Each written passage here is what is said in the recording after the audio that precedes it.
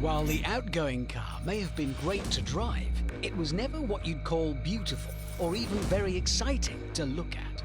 But its replacement, well, that's a different matter. It's called the 720s, and from any angle and in every detail, it's simply sensational. Right down to the engine bay that glows red when you unlock the doors.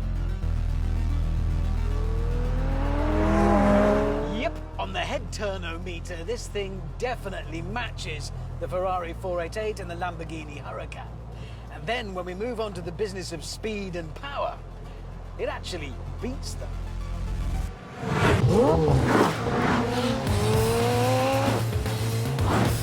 0 to 60 takes just 2.8 seconds. Top speed is 212 miles an hour. Both those numbers walloping the efforts of the Italians. Everything is bigger in this car. Even the price, £208,000. Oh wait, that's not a good point, is it? No, that's a... never mind, whatever. The horsepower is, well, it's ridiculous is what it is. This 4-litre V8 with its twin turbos produces 710 of them. To put that into context, the actual mechanical engine in a McLaren P1 without all the hybrid battery boost produces just 17 horsepower more. Net result of that is... staggering! Oh, that is fast. However, although they've gone nuts with the styling and the engine, the 720 is still very much a McLaren. By that, I mean it's been made by the ultimate tech nerds from the kingdom of geeks. Let me put it this way. This is, like I say, the replacement for the McLaren 650s. And if you ask a McLaren technician, so how much of this car is new then? They will tell you 91%. Not nearly all of it, mate, or about 90%. 91%. James May applied for a job at McLaren, but they turned him down for being too slapdash. And this incredible geekery has paid dividends. For example, one of the reasons the 720 looks so pretty is because it's the only mid-engine supercar without massive gaping intakes behind the doors. Instead, McLaren created subtle channels along the bodywork to feed air into the engine bay. More nerd stuff. The old car, the 650, had a carbon fibre tub that came up to here. On the 720, all of that down the centre, everything is carbon fibre. That means these carbon windscreen pillars can be very thin, which makes it easier to see out, and it's light. Overall, they've lost about 18 kilograms up here. That means the centre of gravity is lower, which is good. Then there's the computer-controlled suspension, which is even more advanced than the system on the P1. It makes the ride on this 700 horsepower hardcore supercar as comfortable as a nice sit-down.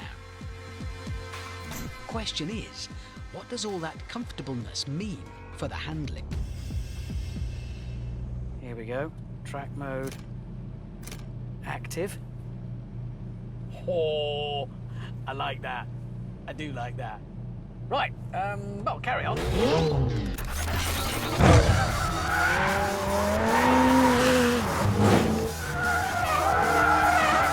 Oh my God! This is breathtaking! The new chassis control system on this, based on the work of proper pointy heads in Cambridge. It's all about maintaining the biggest possible contact patch between the tyres and the tarmac. God, it's the grip, it's staggering. It feels like a four-wheel drive.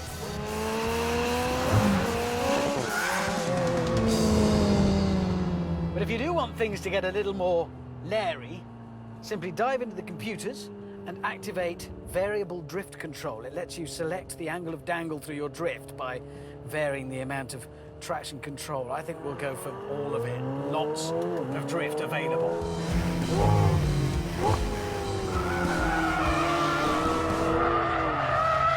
Yeah, maybe less than that, I think. think I'm going to have 38%, 38.5. This is a McLaren.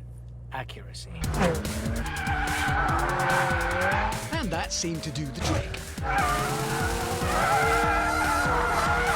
Yes! Yes! Working! That's it! I know my setting on a McLaren's variable drift control. Unleash the beast!